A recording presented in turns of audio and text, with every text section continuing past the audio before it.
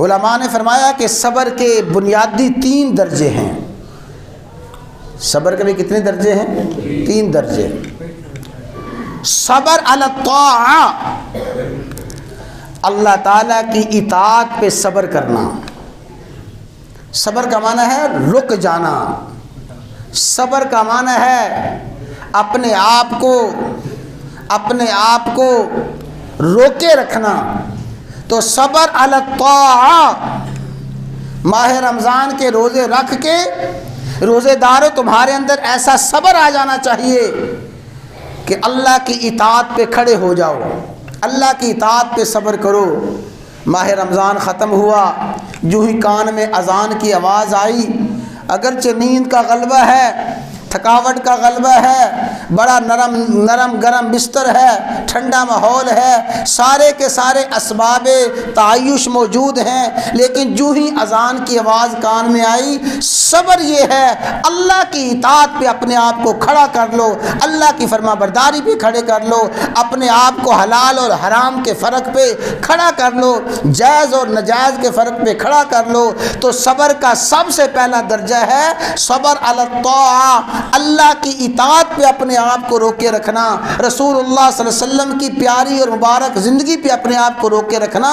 تو اللہ کی رسول کے اطاعت پہ، اللہ کے رسول کی اطاعت پہ اپنے آپ کو قائم دائم رکھنا اور اپنے آپ کو روکے رکھنا، یہ صبر کا پہلا درجہ ہے، صبر علی الطاعہ۔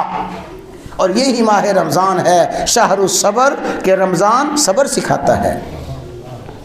اور صبر کا دوسرا درجہ صبر عن المعصیہ،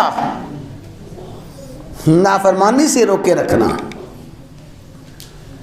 اپنے آپ کو ماہ رمضان کے بعد بھی اس طرح صابر رکھنا کہ جہاں نافرمانی کا موقع آ جائے بس روک لینا، جہاں نافرمانی کا موقع آ جائے وہیں پہ اپنے قدموں کو، اپنے ہاتھوں کو، اپنی زبان کو اور اپنے دماغ کو اور اپنے اعضاء کو روک لینا، نافرمانی نہیں کرنی۔ کیوں؟ ماہ رمضان صبر سکھاتا ہے، اور نافرمانی سے بچ جانا، معصیت سے بچ جانا، یہ صبر ہے اور ماہ رمضان کی تربیت ہے۔ شہر الصبر، ماہ رمضان صبر سکھاتا ہے۔ تو اللہ کی اطاعت پہ، رسول اللہ صلی اللہ علیہ وسلم کی پیاری سنتوں پہ اپنے آپ کو روکے رکھنا، جمائے رکھنا، صبر کا پہلا درجہ ہے۔ معصیت اور نافرمانی سے رک جانا صبر کا دوسرا درجہ ہے۔ اور صبر کا تیسرا درجہ یہ ہے جسے ہم سارے کا سارا صبر سمجھتے ہیں کہ صبر ہے، حالانکہ یہ صبر کل نہیں ہے، یہ صبر جز ہے، صبر کا ایک حصہ ہے۔ وہ کیا؟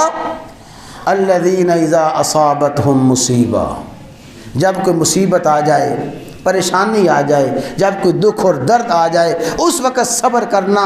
تو مصائب میں صبر کرنا، تکالیف پہ صبر کرنا، غم میں صبر کرنا، مشکلات میں صبر کرنا، یہ صبر کا تیسرا درجہ ہے۔ حضرات گرامی، صبر علی الطاعہ روزے کا مقصد ہے، اور صبر عن المعصیہ روزے کا مقصد ہے، ماہ رمضان کی تربیت ہے، اور صبر علی المصائب مصیبتوں پہ صبر کرنا یہ روزے کا مقصد ہے۔ تو ماہ رمضان ہمیں تربیت دیتا ہے، ماہ رمضان ہمیں ٹریننگ دیتا ہے کہ اپنے اندر صبر پیدا کرو۔ جس طرح روزے کی حالت میں سارے کا سارا دن صبر کرتے ہو، اس طرح صبر کی کیفیت پوری زندگی اور پورا سال جس کے اندر پیدا ہو جائے، سمجھ لیں اس کی ماہ رمضان میں تربیت ہو گئی ہے، اس نے ماہ رمضان کے روزے رکھنے کا حق ادا کر دیا ہے، جس کے اندر تقویٰ آ گیا ہے، اللہ تبارک و تعالیٰ کی نافرمانی سے، گناہوں سے بچ گیا ہے اور بچ رہا ہے،